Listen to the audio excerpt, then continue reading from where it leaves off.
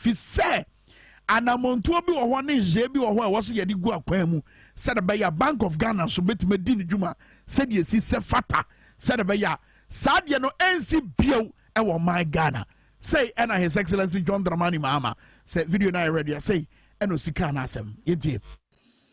We will restore indigenous Ghanaian investment in the financing and banking sector. And we will create a tiered banking system that will serve various segments of the market. We will give the opportunity for experienced banking hands who were laid off and needlessly to secure their careers once more and move away from the menial jobs that they were compelled to take. As far as practicable, the banking licenses that were unjustly cancelled by this government will be restored. Banking licenses that were unjustifiably, revoked, on best and restore. So now Joe Jackson, our Director of Operations, Emma Delex Finance, and Tritrin Como. Now, said you see who say me, and I think so near His Excellency John Mahama Tosso or Kanye, war names of another to a year Ghana for him say, a bat and she say, and then Meransi see a was ye year, a Bema Bank of Ghana, with Jan and Naso, Nasad a bean Sibiona, a Anama Oba, or Babitu, or Joe Jackson, Manu said, ya watching Wakwaba. Say, Yatrin Wahumano, so Mr. Sawas Wahumano, na Yeneno ending Comono. But for the benefit of Mamante, a year, His Excellency John Mahama, a kind of Mr. So bet me, I was so when him Kakra, now dear Wakafa, a year Bank of Ghana, Honon, so yet to me, say, bet me, Abba Serbia, you been at your home. So what about clip review? Indigenous Ghanaian investment in the financing and banking sector. And we will create a tiered banking system that will serve various segments of the market. We will give the opportunity for experienced banking hands who were laid off and needlessly to secure their careers once more.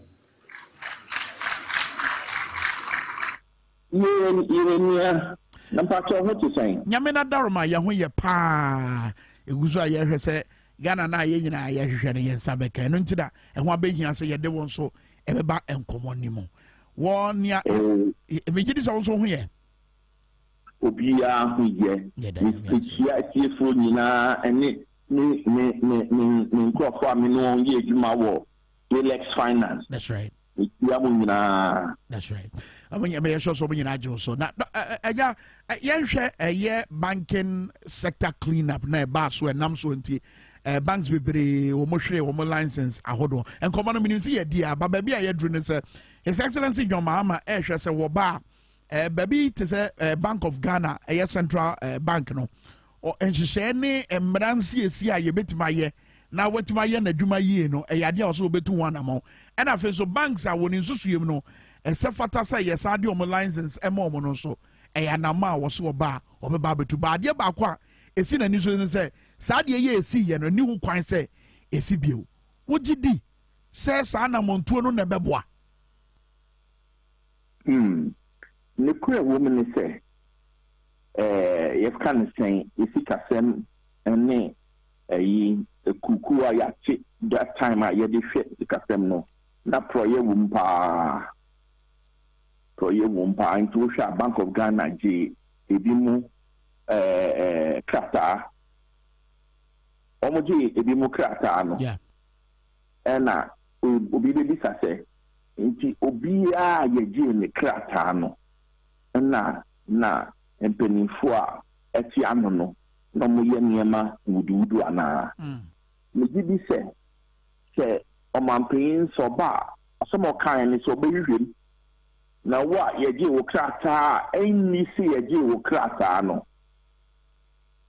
an na odide mawo yeah waka yati nso minni kakra ne se se sia ufama faso ya ko almost obeba no se what the two Abamano Nessa or fine bar, ebedi 8 years, Nichi Quine.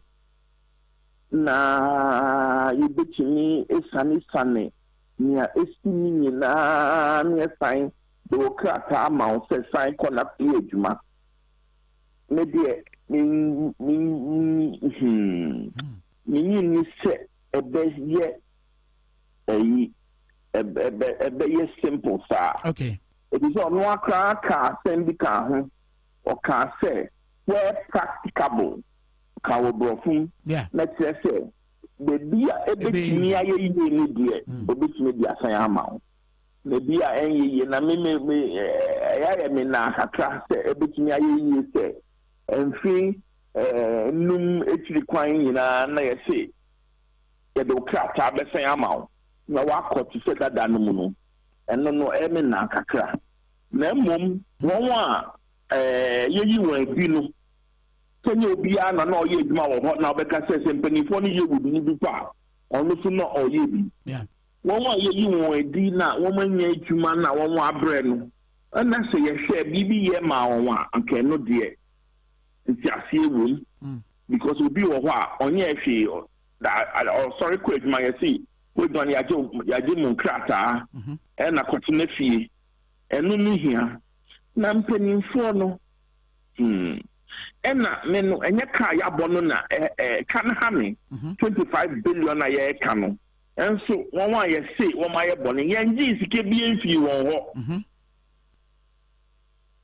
Say, one my bonny, actually, this is 25 billion and that form. Yeah. Osha. 25 billion CAWA. And Kadia IMF, Bosaya Ekoboy, and Banasa. Inti, let's say, Tikai 25 billion, and the IIT and 15%. And I'm 10%. Na Yanfani and Jessica. But so Ocasa will call a 7 baby and Hini no one. Now, the Nani H a year Central Bank and our Bank of Ghana.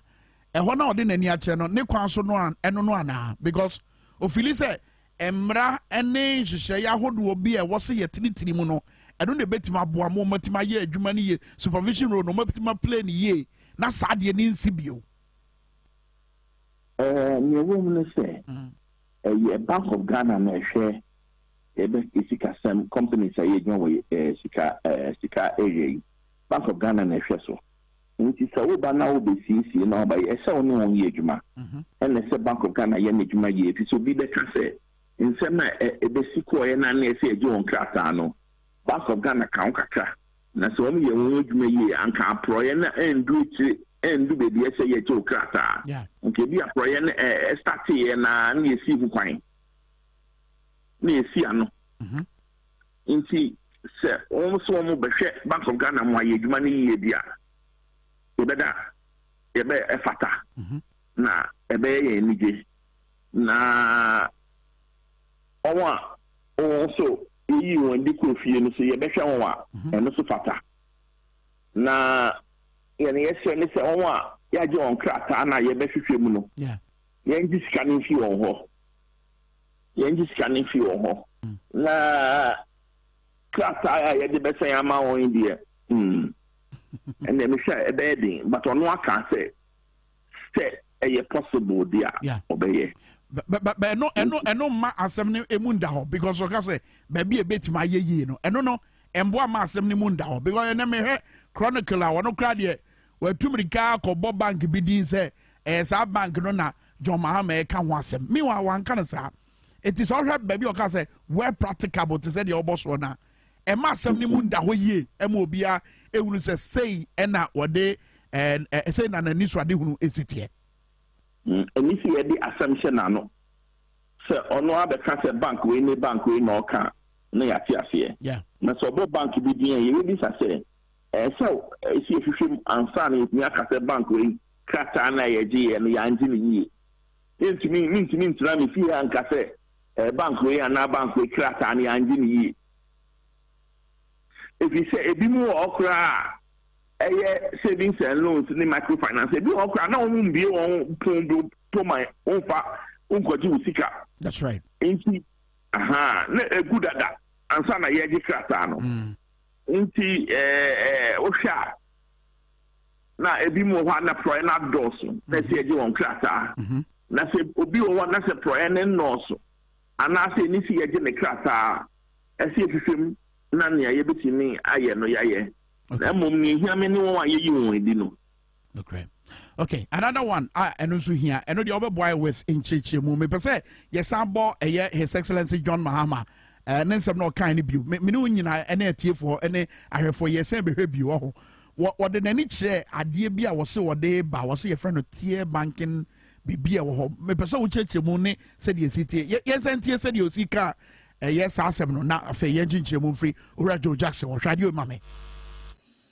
We will restore indigenous Ghanaian investment in the financing and banking sector. And we will create a tiered banking system that will serve various segments of the market. We will give system no diade.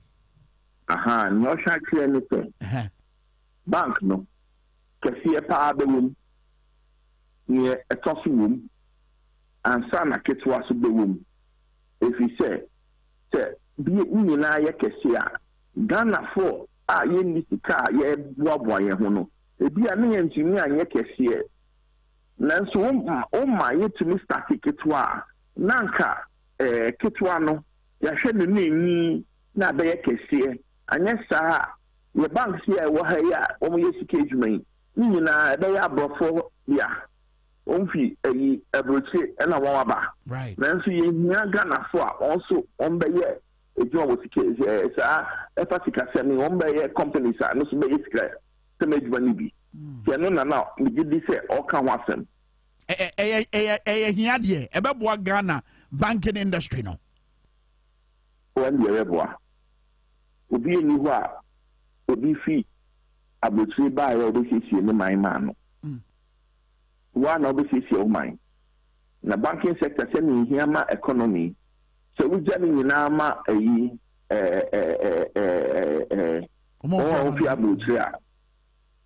this one, as you drink Ghana whole first. Why never drink amount? Why never share amount? In the end of the opinion, other than the financial sector, Besha Abrofo, and I say, oh, if you have a banner, and so. Say one Casasunya, a beautiful only on Crawford. Idea, a should be my Ghana Dana. But we know Casana maintain. Nami Busasa, a tiered banking system, yeah, His Excellency John Mahama, a idea, and it should be Emma Ghana Dana. Oh, Pachawaha, say you were a commercial bank, and a Euro Savings and Loans Bank, and a Euro Microfinance Bank. Nti ewo hokaka nti bia wo mu be iye ni ya ni eja politician no kai but kakra ho dada anya se ni na ye kakra ho dada kai se savings and loans ho microfinance bank ho finance house ho and sana commercial bank akesi so ho ye can say no ade ba kwa me nimpa se what I can't want some said your my Ghana Sikasem no Edregu na ye area for my year part. What baby His Excellency John Mahama didn't near chair. I mean, we cracker Sikasem Fapim and hono. Say ye to me, ya, Boaba never boa or my Ghana Sikasem. Okay, now what can it be? Also, so a Mikakeo Ghana Sikasem is a real demo. You see, minimum the message say, you can manifesto, not something to me upon. Because we also saw a minute, you be anywhere, airborne. You send your cassette, Alabama, indigenous companies are by saying, you also saw, to say any dear, and no dear, any deal. Inti, next, let's say, you can manifesto. Because in your kind also saw any air and none a dear. Asem can be any. Nina and Sabaya Jitum. Very well. Rajo Jackson, and fancy, Medwase, and Obra, when your Maya no pay. Good. Medamasi, Nina and Twasum Bompaye, the Ghana Nayesano, and Sabeka, Ghana na ɛbɛboa ma yɛn nyinaa yɛtu mpɔn no yɛn nsa bɛka. Ghana yɛn mmabra bɛto a wɔn ni bɛgye no yɛn nsa bɛka. Say Joe Jackson, Director of Operations, Delex Finance, and I'll tell you, I was for Dwabo Ase Power 97.9. I think so. TVXYZ. About a Juma anyone semna. Yes, I'm actually dear. His Excellency John Mahama Ekafa. Oni kwanya obefaso. Now I'm a Juma bar peso. Unim sobekaya in 2016. Bra ye kwa about to him no.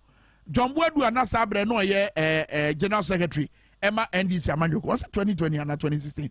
What you not simply so kase? Ghana ye baba men yuma busu to the extent say a man for Framanone a baba besre and I say baba pe and yuma wa my Ghana and then ye drum benzo a buying kunta bufo e catcher say Ghana for mebunu p any ejuma to the sense of momo dorso pa woman yejuma ye come man mema and ma pa ne dorso.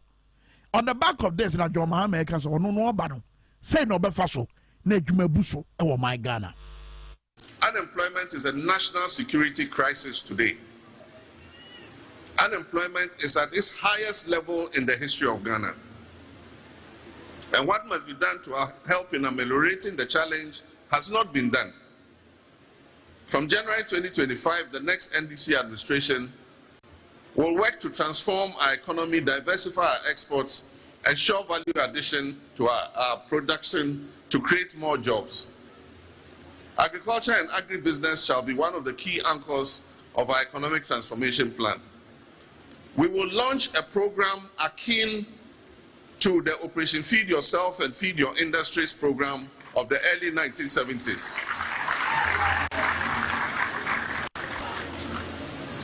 This is geared to make Ghana self-sufficient in basic staples and curb unnecessary imports. We will seek to make indigenous entrepreneurs capture, in quotes, the commanding heights of the Ghanaian economy. In our previous stint in government, we sought to achieve this by strategically prioritizing the Tamni irrigation projects, rehabilitating the Via and Tono irrigation projects, all in the Upper East region. We supported the Avnash rice processing factory here in Yankpala in the northern region. We provided fish storage facilities along the entire coastline of Ghana, and we prepared the Commander Sugar Factory for takeoff in the central region, amongst others. Abra yene ora Jonathan Asante awoye political analyst eba betwitwe nkomo na afi so agaba na yene so a member of the communications team NDC Amanyoko aye krado a wabeka yensa se efiase ebedi nkomo no yentie His Excellency John Mahama eba abato e won sensam ni abato nsunsanso a empempi ne ya na tisa amanfo bi se na aseto abama wo wi a ede na che se akontabu obi besi wo ma yabo mo sobo se na mo so nti krono sikawia Oman Ghana sika akodi di botobo ni mu no wombefo mu ho adia na yei na John Dramani Mahama wo kache Akufo Addo aban no. We must win the election to enable us build the Ghana we want together. I pledge to lead you to a resounding victory come December 2024. Let me on your behalf and on my own behalf, acknowledge the contribution of Dr. Kwabena Dufo, former mayor of Kumasi, Kojo Bonsu, and Mr. Ernest Kobia, for what they have done towards enhancing the internal democratic systems of our party. I also wish to thank the staff of the Electoral Commission for their support in making our parliamentary and presidential primaries a resounding success. My special thanks go to Mr. Srebo Kweku and his district election directors for working over and above the call of duty to ensure a successful election. To you, the kingmakers of the NDC, I say thank you for electing me with as resounding 297,603 votes, which constitutes 98.9%. Okay, His Excellency John Dramani Mahama no yanko ahoma so na ye ne Jonathan Asante o political analyst ono free brand ye to aba ansa ne ye beto aba ne mu nyina ono an ye ne di nkomo a ono anso ne be koso an ne di nkomo a kopim se Ghana na ye hwe ne yensa beka Jonathan Asante wa ahoma no so eja Jona akwa aba boko de Boko na Nyamina Daruma John Mahama speech no enra epemo say I mean what get it be correct because answer Obama speech no say na ye nyina ye speculation no more beka ebetima ma eye ahotoso arehemu aba especially on the part of ekwan befa so abo Ghana for ma eho ban I will see supi say ade obeye and afen so what sound so ma eye MPP aban no horn say wa bra omo ye omo handing over note no so krado no omo nye krado say omo bebu akonta eye speech ade ahotoso bi bada yo me da wa se ma mintia wa we family for na na say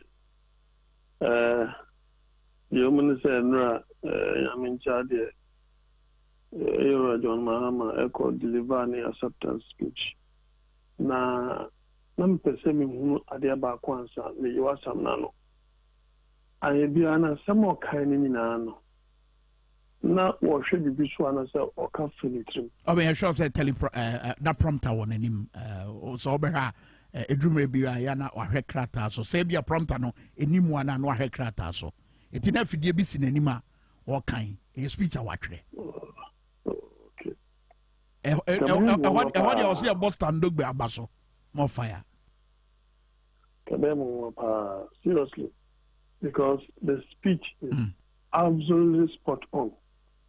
First of all, I'll start from the NDC fraternity. The elections are over. And definitely there will be cracks. And how do you go about the cracks? And Mr. Mahama intends to meet the MPs that lost. I think he must not stop there, which is a very good idea because many skirmishes might have taken place at Ibimowa. Then, apart from that, I will say areas and flashpoints are some contested incumbent MPs, but they may also be bitter. I think their intelligence, they should be able to pick up some information like that. Maybe like a front planes, for example. With Cape Coast North, I saw they themselves had buried their own differences. Honorable Dr. Kwame and Charles Walker. I think they had even some kind of drink up or so at the hotel of Charles Walker's father's hotel and Cape Coast Hotel, and that is a display of maturity that this is politics, the contest is over. So now it is on the matter of restoration. The second part of his speech, he looked at the government. Now, what are the challenges of the government? Officially, is coming to prefer solutions. He mentioned the issue of corruption. Of course, corruption, Edika, it's unsaid. The worst record of Mr. Mahama has been the best record of Mr. Akufo-Addo and Dr. Bawumia for some number of years now. And Ntina Walker said, corruption as a topic, the president is no longer talking about that. He talked about abuse of journalists, which in itself has created a situation that Ghana, its press freedom index, for not less than 20 years. And that is very serious. He spoke about health insurance collapsing. Now, you see, it is even the health minister who spoke about it.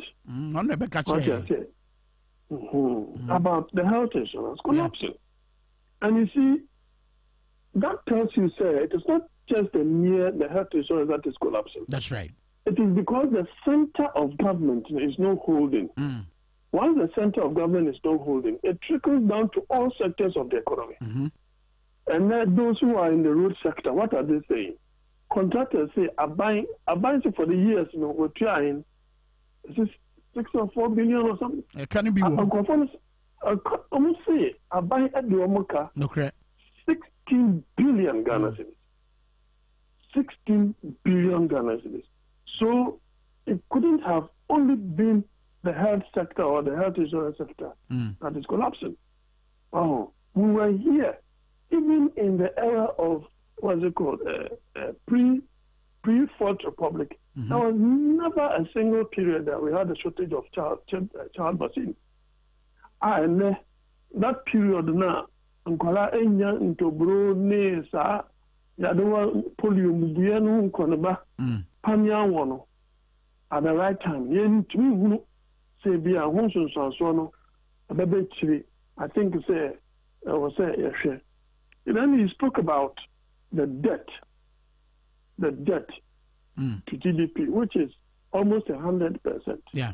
And that Oman Atenase say even before COVID hit, our government had already added over 100 billion Ghana cedis debt. Yeah. And in our bank, World Bank, like I said, the figures were not looking good even before we were hit by, if I say, COVID. Yeah, Mr. Asante, yebre ninti etiphobia na wo peso hunu se edie na mahama wo ede magana fo edie na mahama ede ba wotimi fa ni speech yi so edan na di ede kire sankofo no. Well, the challenges of government today is the policy of the incoming government. You cannot drop anything new from the sky. But one thing that is for sure is the cancellation of ex-gratia. Yeah. Then to have an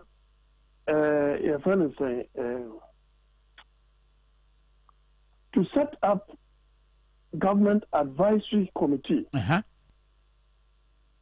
Setting up government advisory committee, that will comprise CSOs, religious leaders, yes, ordinary Ghanaians, and they will be submitting a state of Ghana report to the government. Based upon that, for government to act, they will have the opportunity to write that report. Now, there is something also new. I would say, in the Fourth Republic, after Rawlings, we had Mr. Kufuor. What do we see? We see abandonment of what project? That's right. Then Mills comes. Of course, we cannot say that Mills did not do that. The project, affordable way in Adiano, I'm going to say he abandoned it. Yeah. The NPP said that. There was a Korean Pono. Mahama himself, yes, he also takes over. But of course, he wanted to do certain things new that will ensure his re-election. Now, these new things have become old projects in the new government administration. And new government abandoned Taglimi. Look at the number of hospitals. It was 70-80% completion. Yeah. They've been abandoned. So projects are by NTA abandoned. A project that the old government had already secured funding for. Obechebi Lante Interchange, which is part of the circle interchange in Kaswanwe Nano. The money, the channel had already been secured. So it was what? A continuous project. Yeah. Now, there's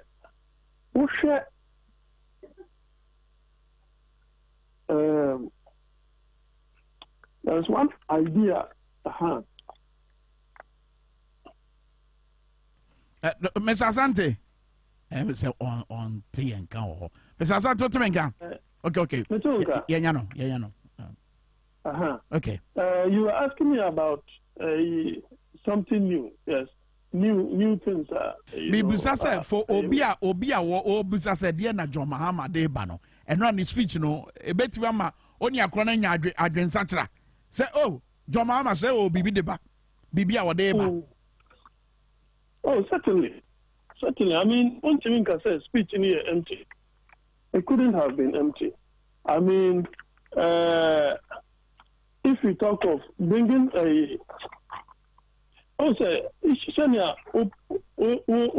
time and yeah, extra into to rejuvenate the banking sector now.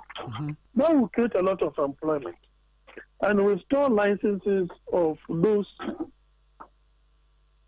are more licenses were revoked in a very clandestine manner. I would say sometimes if the Samahama breast increase the threshold, the cash ratio, from I think 120 million to a certain amount. Then this government comes and says the threshold is now 400 million Ghana cedis. Now, how easy it is for these regional banks to be able to have such amalgamations and to be able to raise such money? Very well. In effect, they were taking your jobs away from you. They were taking your investment away from you because you cannot raise this 400 million dollars. It was and when you know yeah, it means to say the effect is what devastating. And you see, Kwame, share Dr. Kosindu, the bank, GN Bank. How many villages do these commercial banks work? So you could say, sir, it is only an insensitive government. We are interested in people saving.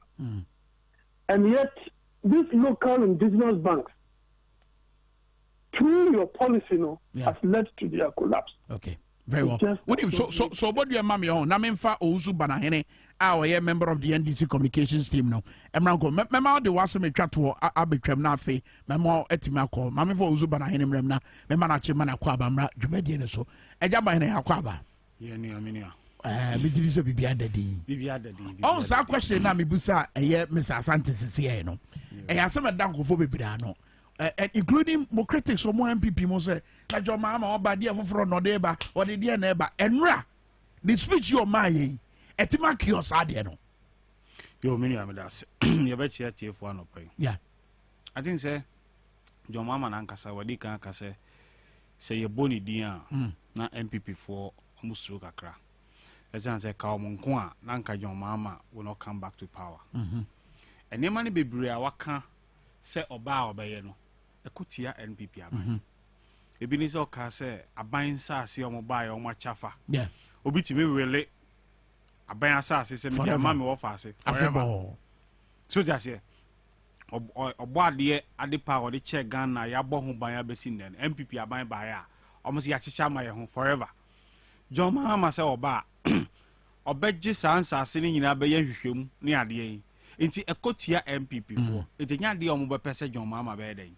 ebeba power oka corruption ho asem corruption ade a eba ye na akufu ado aban adi ni nya and the corruption is fighting the government yeah so wo na watu nwansi was over fighting corruption the system will fight you yeah hwe ye nua Domilovo audit service dey na ye no all fighting corruption ama aban yo ye handle it out you say of fake crowd onye Ghana ni wabro the retiring age ye no ekosi nchen ne de omo darling boy eku abu abae ene eku amu abae de ne hu bibia ya kata so hwemati amedu first special prosecutor yeah all your investigation na kufu ado akache ne say hade e mpese beba bonte kata so yeah o se mintie enutie e den yi baba san komo we en komo foforo enyen komo foforo be ade a opanyini foforo ben no de ma ye no esimu kena say oba anti-corruption agencies oba shene kena give them the freedom to operate okay enye de ye investigation na yensa ehye boase say de obeye bia fa be kire me ansa na wa publish how come say special prosecutor yen investigation o mampanyi say fa be kire me na me yi bi film ansa na wa publish we say near fighting corruption and it describe it as mother serpent of corruption because or enabler of corruption o kata niema so kind of niema or the data bank here bokro no wo ha nyina Kufuor is aware and is beneficiary of those scheme So that's it. And you also about anti-corruption agency, you bet shemu kenna yoko audit service, special prosecutor ni adenya. No more fighting independently. Shraj no money adenya. So that's it. And your opinion then kind. We no say moon central for and then money freedom. So that's it. And they are central for a freedom of the press also. You fit 26 position in 2016 na John Mama or your and they lose 62nd under Akufo-Addo. Femunu ameswale investigation or ye day ya boni to akuno or so ba sa investigation obey day. Okay. Obey so what do you say bono share me interrogate kakra memfa Jonathan Asante emrem bi ho na nasem atwato no mfa mbata enkomo no but wabra de atwato ba Mr. Asante ne amebu say obio and say I mean for obia afi no ye na adwen so person to ma NDC no sa Joma amaka say wo be bo na ba ho ban a oni akonu hu ne say. Of course, I will not buy just say about protecting the interest of the state, the interest of the mandate that you be giving, you protect that. But apart from that, you ask a certain question: what is it new that is bringing? I would say our current government has never taken responsibility for any of the mess that we are in. All what they have said is what COVID and Ukraine. He take responsibility for the mess. That is one. Two, he says he's going to standardize the limit for public borrowing. Today, where do we find ourselves? We are in debt unsustainability. I am not going to cap a carbon beg it. And it is we pay that when it say you are going to implement that public responsibility act or some public forgotten the term that they use. Now, in actual fact, also he's going to ensure that they reduce government expenditure. In 2021, no Ghana Hanaka government expenditure once. And in tune of that, he's now going to what? Cut down the number of ministers to 60. That is a challenge to all of us. Can he do that? I think, apart from that, he's going to reconsider tax exemption regime. People have been using that as a conduit to steal from the state. And then, say mining sector, yes, signing a contract in India, we shouldn't have been poor. The mining sector alone can ensure that the city can even be appreciate against the dollar, the pound, and all these currencies, up to even a 2 or a 1-to-1, based upon the mineral resources and the tax exemption policies that to build indigenous mining capacity. That would mean, our money will stay in this country. They could as well as create this, what is it called, refinery, any idea. People will ask, how come you were in power, you were not able to do that? All these things. The point is that if he had time to do all of that, they wouldn't have been able to come to power. Mate. Very well. Mr. Asante, your brain into infancy, Dwabo Ase, and Obreha, Dane de Yina, Utainya, and the Maya, that's by any sort, the Oyamaya home. Jonathan Asante, a political analyst, Ozubana, back to Encoman, Bababia, Mr. Asante de Pemiano, back to Asama now, Kafa, a year, Ameswale, New Wono, and the bois. Masha Yens and Forces say, some about Bema he had day. Look, realistically, the obetu sana mono, Amia Hunu no Krena, Abonia for yet, and Mranani woman Eddie, a post for. A lawyer for Brovu Crambo say the cause in Libya, the wheels of justice grind slowly. Eti, I didn't the empire range some muse, say Mahama Bape, I'm a swally cool for the Ebuno. Share Manasseh Azuri Awoni. Ochro book bi ono ne msenchonia under President Mahama okoye Ford investigation no clear Ashraj clear President Mahama o see even enumpo na onamwa na onhwe nachi who is following me no hwenachi na onhwe nachi who is following me sabre no sitting president why investigation against the sitting president because they have freedom. And they are an Akufo-Addo buyer, so-called human rights lawyer president. Okoye militia in the eye of the city. And then nipa bi aye trino mo tutu onu ade wo castle ho no ne ade. Hey osu hey.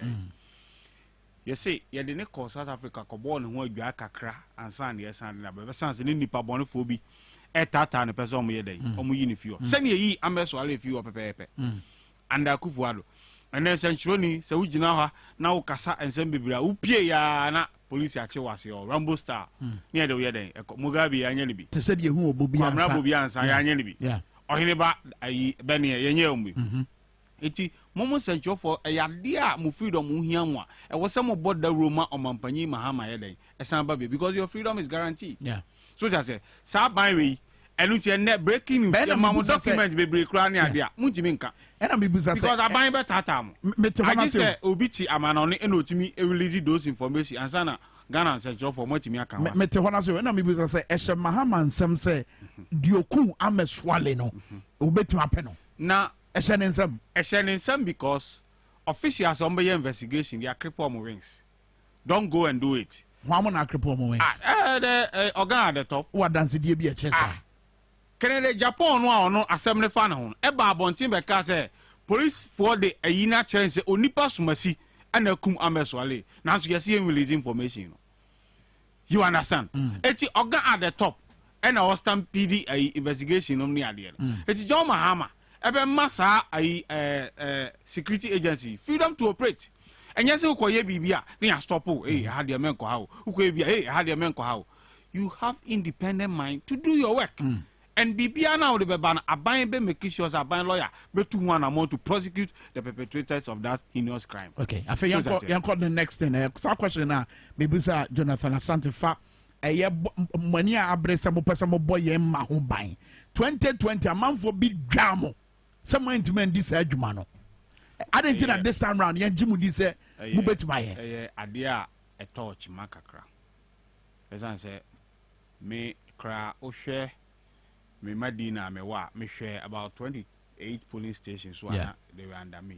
Inti omo de sa pen sheet no e bre me na me record. Na hwe enipa ni bi entroye omo troye ne niema omo de ba ne ade a o hwe mu ana say and said uncle will be crowd the original pen sheet in or the photocopy there na yede e buy yeah collation ye hu se niam bebre ya yede atosi ni nyina fi e bia the caliber of people I more man in police stations since at this time John Mahama ka say ye here graduates no man in the police station omo tin kontase no money ade eno won now ababa wa bi wo Nigeria wa gina ne naso 4 days ayeduane now we call police station adwuma ahe less than 24 hours na wunti menye we are not going to sleep it niam be after chill mon kodum tea we yes e no mataya biscuit way yes e no mataya omo no tea no ni biscuit say na ye hu omo bobre ye hu adwea ne ta kire omo de konom sa tea no ni ade na kapanyi ti say wo strong room ye be bobo abaso yes o ko ka kire opanyi say ni ade aba wo se maja ho na meko wo ko ya ne atopum ni announce results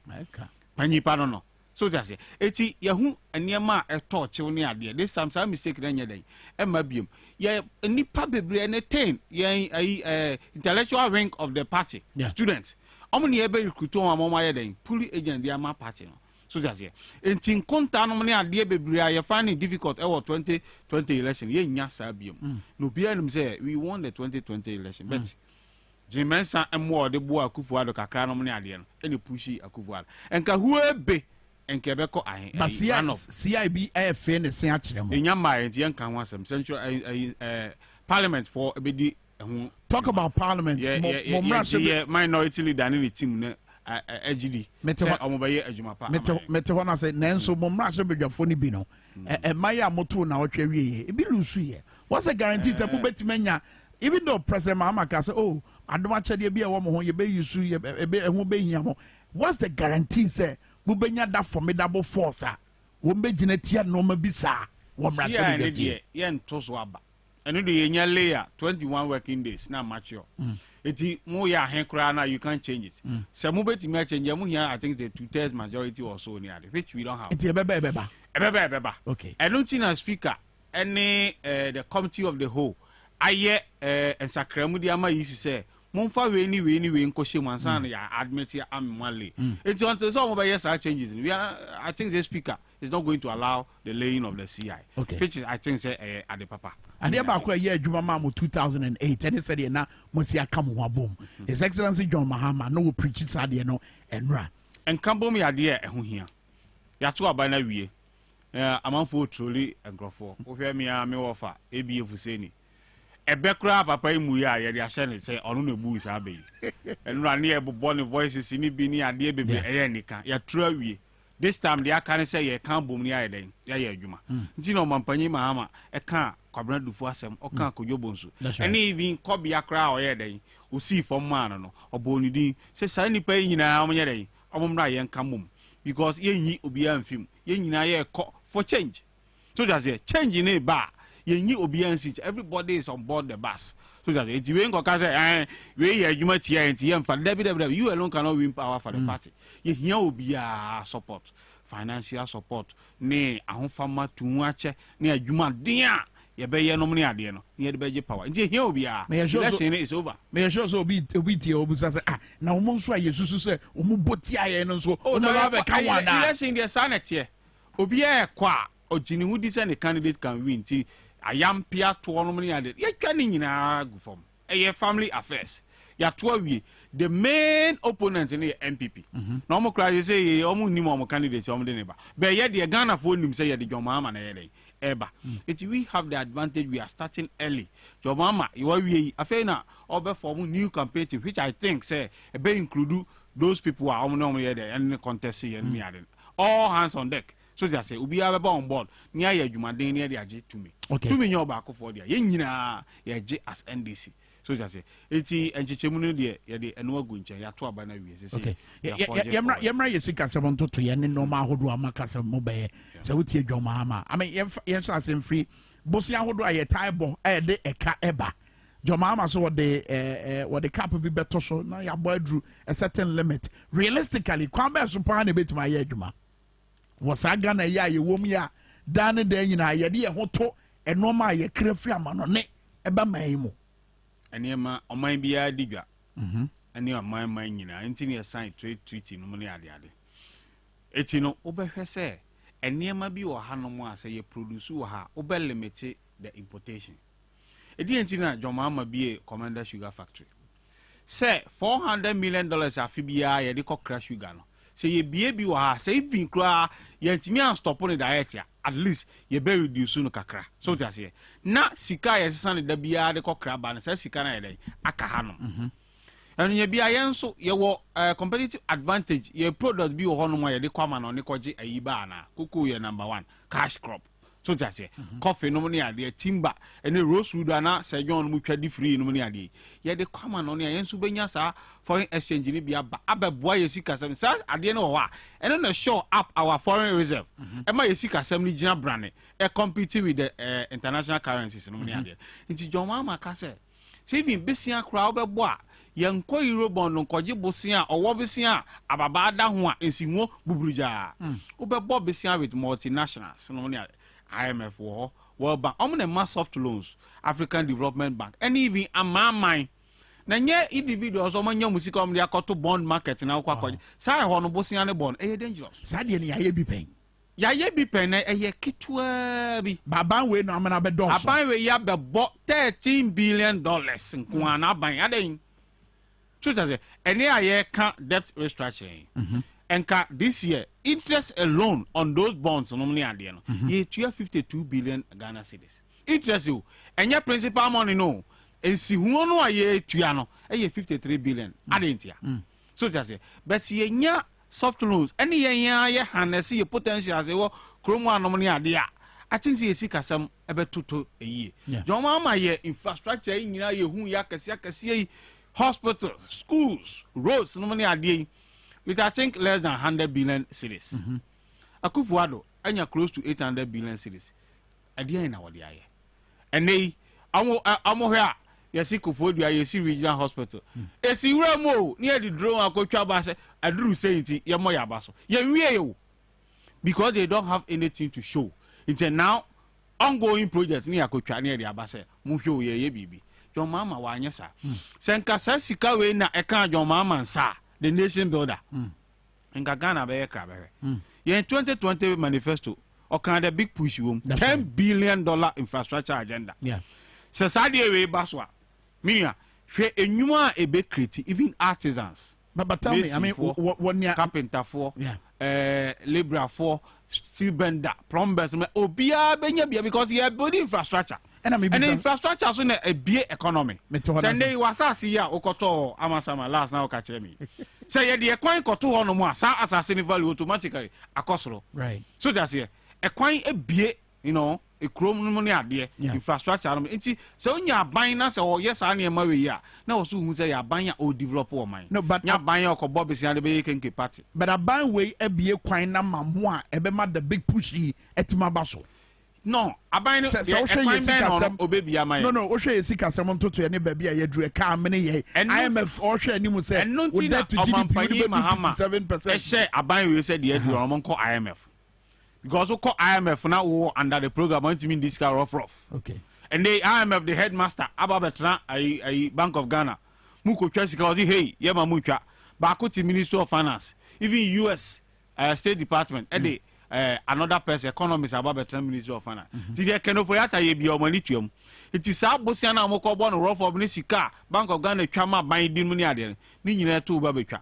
mo ba be di sika sam so pepe financial act ya cross 5% of the previous revenue ni ade nyina and ye ba be di so bako ama ye sika sam ayede ayeye enu ti no ka say obesa restore the investor confidence so yes ade we nyina wi a obi adrisika be share economy ni mu a o gidie se ne nsa be dey e be san aka yen ne bond ya anwen ne sia yenjimi ntua enkofo kai o se we bring it back the investor confidence ama wo di sika be share economy ni mu a ye be san atua oka ase edu tie o se we business and finance student na o sua de pa free ho ba ade ba ko a na adwem na ene se I mean say His Excellency John Mahama say oba obetimi ayensie na ye mobusia mane mmoroso de cap beto so a o se Kwame wo refi se baomia so kan se wo de ade bi e friend Fiscal Responsibility Act bi e ba e be ye mra enso ni nyina achi no COVID bae wo se atori enchema benti sa mra ne yengugum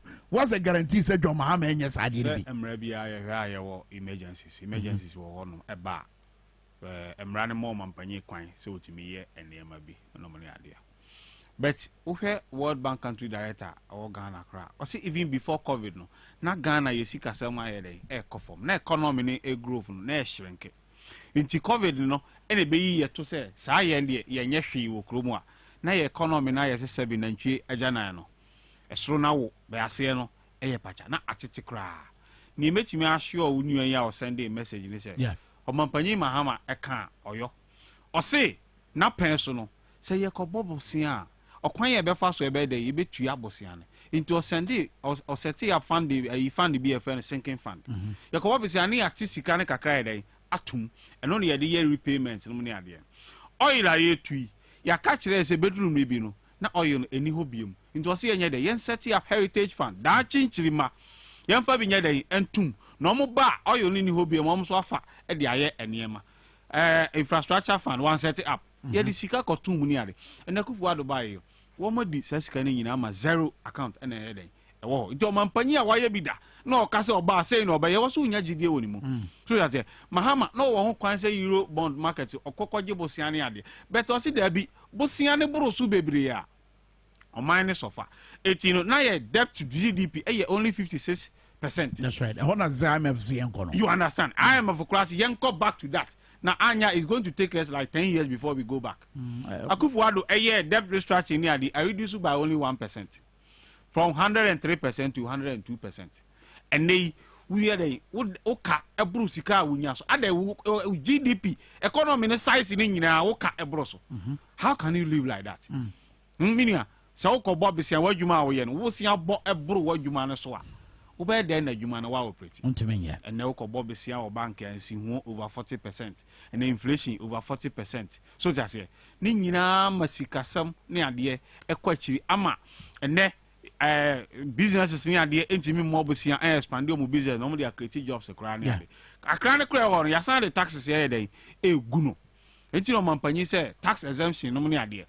Yeah, in 2020 manifesto. Startup business yeah. Who cost that and when you start ya na GRA for send you message come and pay tax. I say there be ma tax free tax break for those startup companies, you know. Wow. 1 year 2 years now won't you tax at least you mobilize some money some funds to expand the business and sign after 2 years and we assess you.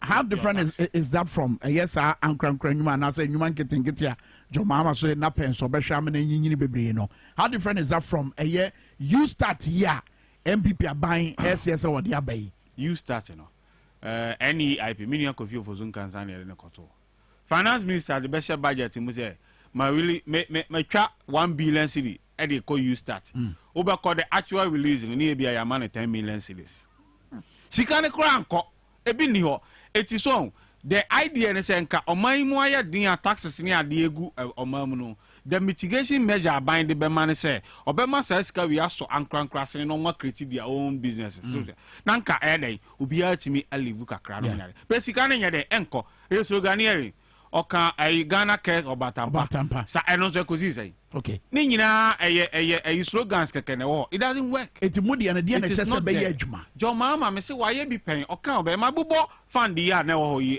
Exim Bank ye ne de buy satam na ye edif ene aso omasena ene MPP ay businessmen nyina o mani kire Exim Bank jo mama yes setting up that fund no for agric purposes yeah ene ye de ye infidijuma yeah yes ye de bie omo eye enema bebre ene ye de ye wabra the purpose ye set it up no eni ho no sika no bekọ akọpa free I mean 4 years old already economy na dey good to say dem okay yenya revenue this year aban say what target revenue of I think 140 billion yeah so want me achieve kura na wa achieve 100 billion eye bi so ti ase e ka wo ye nim ye betua bi ye de bi be bo oman ne ho bra no mo ne ade na ezo kakra ye den aka aye de be ye niema infrastructure no mo ne ade a me di kan kan ye nti aka se ye be ye ni bosia se niema ne bebre ho no mo a MPP aban ba ko mo anya nki sika se mo enyu sei hwe one village one dam yom ko na oti biem ye ko waste sika ho keke 250,000 Ghana cedi amna donko baako ne ye de akwakoye den ye de akwako amna tuo yi so e de ayiba he baako yi ne da ehai the biggest hole in West Africa the most expensive hole National Cathedral ya boka close to 400 million cedis nso e amna na da ho no ne sa sika ye nyina ye de koye ade papa ye set your priorities right ya nka ye sika sam ye den enru ha so just ye che sika ye koye election ani ye che sika ma party for ye che ma ayi presidential ayi parliamentary aspirants no mu we sini keke covid sika wo wa ye sending we sika ya sending we ye we sika na keke over 30 billion and abeyeka in our books aye den ye tuya Bank of Ghana corporate sika close to 80 billion cedis ama ayi government abeyeka and that mindset we need to do and we are converting it to bond. In so in our books we have to pay. It's near money be a buying very sikaye no. Senko setting the priorities right here. And can you see Casaminia day in Lucy? Okay, I'm quite anyway. Bishop for any Usubana Hena, a member of the NDC communications team in a din como Dwabo Ase our Power FM na face so TV XYZ. The bottom group pounds medio num enuma. Mama makwenya kakra bi na mo so mafrɛ na ma bɛkyerɛ adwansa na Ejaba na hene de na aso etwa to atudwaba Ejaba na hene hwɛ chronicle yi menim aso ana chronicle edi tie His Excellency John Mahama ne sɛ wo dan na di sɛ John Mahama ka sɛ wo ba wo the Unibank license ebema no ebi sɛ a trap no set almost set ya ma John Mahama ebi so sɛ ebi asa na won te ase ɛkyerɛ Edia pada na mampanyi pa che o ka say mischievous head. As I say o mampanyi wa Canada and run o si su biem. Say banks are ye good no unjustifiably. Hwe ayi bank it is a heritage bank. Na and yes say o ye insolvent o. Na mon governor say the owner no e wasam wo court into unqualified fit and a proper test. So obe bank ni ade eti ye good because na sem wo court and they asem ni ni wie ye ye good bank na ton na japade nyina 9 local banks enne enka sika sem wa ye basa o man mu a ha enka manfo hia sika bodua no ni ade sa banks yi enne so o manfo na sa enne obi a wo ye startup na wo business keto bi ni ade untimi nko absase wo koje besia ye ma you don't qualify sa GN Bank Unibank Beige Capital sa banks enne so masena na krom ha na sika wo amanfo botomo omtimi ye den eye adwuma kakrakra enne ye guni unemployment aba 9 local banks 23 savings and loans over 300 microcredit agro so odie omonfa ba bia amfa enipa 10 hwe nipa ekotena fi wo sa ade we nipa so musika lock up no aban converting it to bonds and the bond in annuity then to have seen it was so bad you show me nipa bia banks bia na ni wa kwan say because of politics in na ban den egu no odom license be mom to operate it it is because you say politics wom because na before Mahama Efi Akonya so me a investigation here the boldest report of the banking sector and no one can buy by no so odiso and they banks now opposed to losses 2022 16 banks Omar running loss it was a buying Ogunana so bank running loss and that was Ogunana you give them chance to operate again because the other products almost sell or banks Omar make loss but someone bond someone totally insolvent now a good even Unibank say government edeneka 900 million cedis since the contractors are born obesian the papers are big go final ministers are won't pay even on a agric bank enya nkitahudi anka omo be den ebe partnership aka bom ni ade governor of Bank of Ghana didn't approve that deal park was in doom the same thing government even mina fishing harbor bosia ye de yes if you park was in doom bank so that's here government say I won't pay esa say my bomb trimu posa me den megu bank no so that's it. Not just a Bank of Ghana. So politics. Addison, you share your remote control no. And obey yes, Addison and I said BOG. Addison. Oh no, no. No, President Mahama was it BOG or no? And she said, "Be a BOG supervision program." Say your alliances near BA Bank near supervision and cost. Almost as some young woman, Omunye. Your department, your supervisors department of Bank of Ghana, Omunye human. I know more relaxed. Sometimes Uncle Cry, they don't look at the books. Okoka Crania, Manaka Crata, friend money at the now. Oh, that's what do you that be chrome one on the air. And I will supervise banking supervisors. One who say banking in books in now. Kwanwa Kren, no Zuya, Makwanwa Kren, no Zuya. Okay. Adamudia, my away. Omo Kasakura to me the equity loans for those banks. Soft loans. Ono is supervisor or basso or Bajulo and Omano. Only by man because of China, or no do crata have caught me, I feel no so that's it. It's an in account song. Was a year strengthening the central bank. No more yet or more year because a coba a babesio. Omna use supervisors. No money idea. It's a company Mahama can't send beer. I was a young fire into from news. Papa, you are cancer and someone a bad boy man and someone a bad more minor tumpon. And yet, wickedness, eh? Meno yarding, she saw back and of Furiata, the bank a year and you was in Magunu, as I say, Meno yarding, who feel me opponent party. Yeah, your mamma is not like that. On your vindictive. I could follow the oil trim or dear Frankas in the book at Neza. I don't know, and near my banking sector was political decision than economic decision. It's your goon and and a cozy say, and a man 40 feet over Yumania, and a man 40 feet and no munya loans and Yajuman. And no, a benefit Ghana and I say, a dear. And see, decision be on Mutekia, I'm what or mine. Okay. The John Mama saw Baba correct those mistakes in India. Okay. But I yes, I'm sure you go so I pense His Excellency John Dramani Mama. Ni to mo enkomo a woni yedi e bra ai Jazeera ye beba ho wo ketasese ne proye nsensem no but you see ketasese ne proye ho nsensem ahodo yi eno ntina John Mahama wa bra wo kasa no ka say e bra so say MPP o mo be chance atwe o mo handling over notes no masa so aye krado say wo mo babu akonta e dia che Ghana for ye ntie kakra ye ba na wo de ni nyina awuram na afei ya to ankomo no so ye nko. A democratic dispensation that is still the best form of government and which we must guard and protect. Because however abysmal and appalling the performance of a government is, the people have an opportunity to make a change at the next election. Clearly, the Akufo-Addo and Bawumia NPP administration has failed to meet the expectations of the Ghanaian people. And they must prepare to bow out at the next election.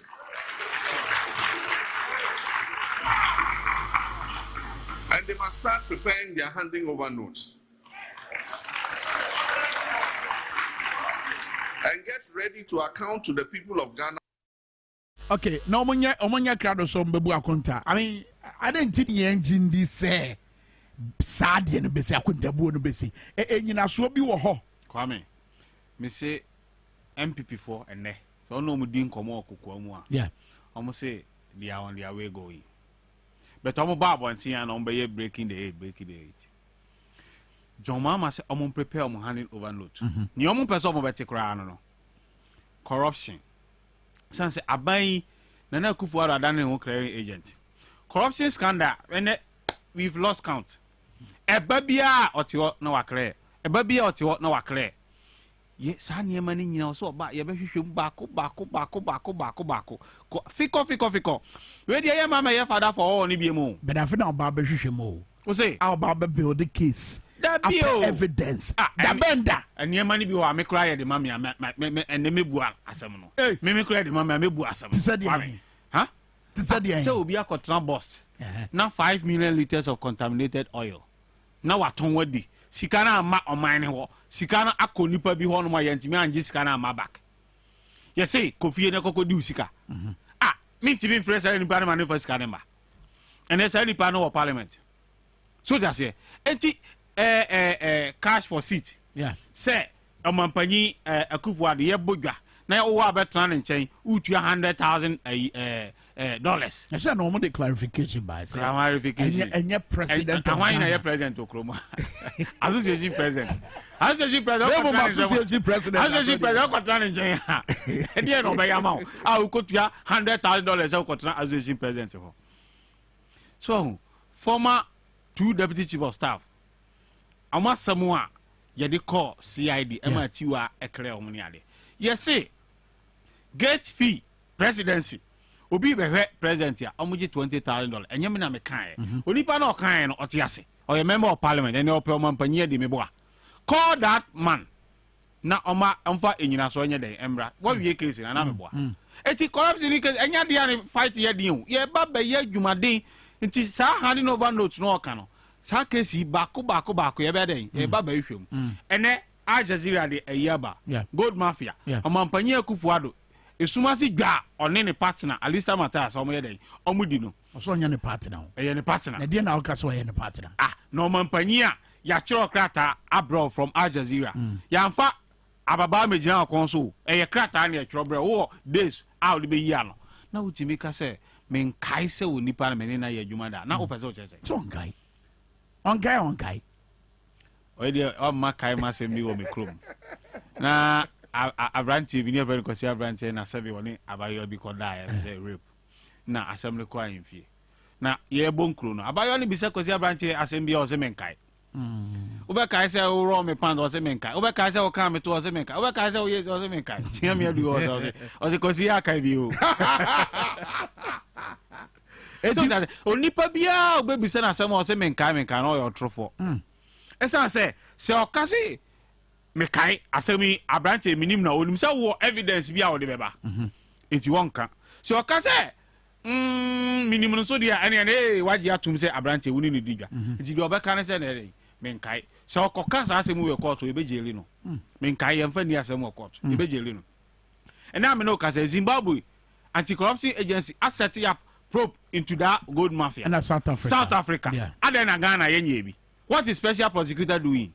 What is Yoko doing? What is Shraj doing? Why not initiate this process no? And Kufuor also someone one kasa will write to those institutions to probe.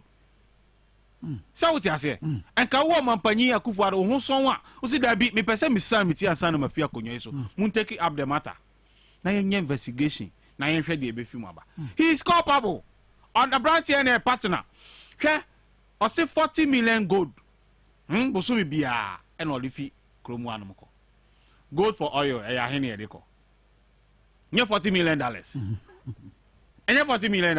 It's ye cancer we are when NHS. It's corruption adokro aban year. Nana Kufuor and corruption are fighting. You cannot talk about corruption. It's because I couldn't besi anadia mo tre no. Yeah, yeah, see a investigation. Scandal bia ba a corruption. So that's it. You be investigation. Share the more can MB before you be pay you. And I wo you mean seven na way ye buy ye batching comfort ye buy base any ene say amono amote abontene 7 bi wo ho a no mo kan no mu ni nyina so we de ya de asi wa ban ni mu a enyina so wo ho okay if it is something because Oman Mahama or Dan Waha, by Omuntimin Dan Bakua, Oman Mahama. Baku Crass, you're born a pan to a bois on Van Special prosecutor. Or Casa and 70 be okra or can no Nina so, no take a can oka. Oba kawa bontin di ajipa bet oba bano evidence in your day. Anyhow, and ya no be the moyano. Share, sir, and Mary. Say, yeah, blue a mine $150 million near the other. I'm call you your smart Addison, and yet a governor Addison. Lawyer Addison, you don't call Dubai near the investigate Oman Fahriama. And the American, I bet ye or mine dia Napoli Kokumase. I could solve Ashanti region electricity problem. Okay. Also, Venian that's why Oman Pani a Jomama or they brought mine. Okay. So what do your mind seek? Unfanaqua. What for my Sasia? Unfanaqua, Begiadia. Don't want my really forever. And then chance also see radio to say, Oman Pani Mahama, Timin, your man Panibium, need any interest in here. And Sasia, 1 year in a babaji at the amount mine because of your mind idea. At Amos by not international student hostel. Na ya ton nya na obeje your DC foreign affairs ministry and all and your mind dia NDC we build the country na MPP ababa okay mampagin John Mahama say Ghana na ye for front ye ne obia na ye abom ma me makwan ho na ye tiefo ni bi ho wo mo frɛ na tewso ye nti wo mo so adwen kyerɛ wo His Excellency John Dramani Mahama ensem na de tu dwanra wo abra wo jatu say obetu frank ade ma NDC amanyoko no John Mahama nsem no yabobo bi ho a ya pense dodo na mu wan kasa wo ba bia wote no wote emu dodo na asai 0208984166 and afezo 050000257 yani ozu barahena why member of the NDC communications team and the studio high ye din come on 020894166 first call about hello morning we need a baby out free Hello, Kwame. Morning. Ofa, bodia na baby out free. Kwame, only about Michael. They do not friend ideas man. Ideas man, ain't you? Kwame, Enra, yeah, Papa, don't demand Mama Katari and on him. They be a Mr. Mati 2 o'clock, many GR to say me diama ya bomb is 6 o'clock and son. I'm sorry. Kwame, me come and say me soon on. A seminar, Papa, your mama, a kayano. Nema mienu pe na America found. Onim say ba nyame adom na toma enya tumi na akuntabone de enko su pe na ofia wadi o mani sika bia no yenchi nipa no ntum ne yenji sika nipa nso o mani futu mu eno na betumi aboa yen na o man no etumi nya sika de aboa o man no. Secondly Kwame ya baba ka say ye MPs no omu lusu eni nyina opeso hia omu mi sire papa ya papa John Dramani Mahama omu contest here na omu lose here nyina no onpo omu nyina nkambom na onhia omu nyina se na be ya nkambom na ya hye no 2024 nyensa tunya kameda me da say ideas man yan confront for so 10 na fe yan fa dwumadi no bra na we hello wudi na ba bia free me mo achen so abuko komle me yentie wa anya do mama ko kan Ghana for won se Ghana for na to aba pepepe it is one night for you know about the government to mama say ombra beji free or higher year family and to the piano the yard Ghana for to mama so mama no was at okika and no to kan e jina so say so ba obeye banking kitikiti wo ha atuma papa krum amafo omutu wo ba be prepare nkwala na omo just school nyina tu ba atuma mi hodi to mama ba de odi ba to fo mo ba ko ban na wo ba fo no so anya atuma ye na Ghana fo anya atuma ye ne say ye na na do dia akoponto official be mo kire one year nyina be wu ye pa che 2024 onko na jo mama bra me da say buko komlemle yan ko for to aso hello morning we din na ba bia free but the family jere be dia ko eja be dia yo eja be dia ko dia ko me yan kwai yo Kwame eja empire no te boma o manpenyi da Don Dramani Mahama asande for ka ebu be say de nuntuo ere de jina trenano obedi o mayen sida ere oni le yesinto eni Ghana ye nda yina yeah eti tani for we ozo gato doekazo o de dia no betumaye eti o say o man Ghana ko nyina ye de mpaibo eni aho ni nyina taneti 2024 about to be doing Ghana. Okay, me da say my men for last caller na fe ya de nyina ba na wie last caller. Hello morning. Good morning. Me dindi Rahman me kasa fiyeji. Rahman silencer yenti you. Me pacho me casa anything because of time. Me pacho pa adia me pese ira JDM Joma mami very simple. O we ni power na won nanadu bawumia court ni dey even outside court to heaven court can never kwa yonko omuji ebibi amfa maye so for that ani sa akwaya wa biri ya ye ka won kan kwati asemi ye pomacho pa afu pa dey next year mahama fe me da say ozu dey twato amafo ani da nzo omampanyi kan bibi say about the 60 ministers na be adwuma o kan hepe na manim se san na me say oh afa aduru mi so a mi be di mi minister yi e na ori 60 be omampanyi mahama kan obeye san say unhia nipa bubruja e na odi abu oman no nipa kakra bi competence ene hia so ti ase odi be dey odi be adwuma eno na be ma ex gracia so aye dey aba form so be dey obeyi afri ho kra na ade enti yenya reshem say aman no asai apro nanso enguye omampanyi mahama o samba no de anida so aba be magana for example waye bi pe da bia me ka se Ghana ye luck aya ni se ye nya omampanyi a waba pen wakotro position akosua ne ma bia waye de o samba it mistakes here other president are committed he's not going to commit that mistakes in yale ye nya areshem se John Mahama baba di oman no ama oman afane to apa me da say na ma me chia me nua ba ayi Linda Okuru o Shai Osudoku me manitrin kwan se odi nkonimu ni ade Shai Osudoku de je oso nkobi honorable me chia one of me da say Owusu bana hene na tenenka member of the NDC communications team yenyina na service na yemfa ni dwumade ni nyina amra na wie ye aha ne yede mo besi me dia ne kwame nka tira nyame ya adoma on the 17th of May I am my birthday Ebesia. Mama nyina achi bye bye. Mama abi chake kiribi na nena mo. Ede twa no aheya. Ajiba ni power ni e what the power mid morning versus here. Thank you so much. My paper. Oh yeah.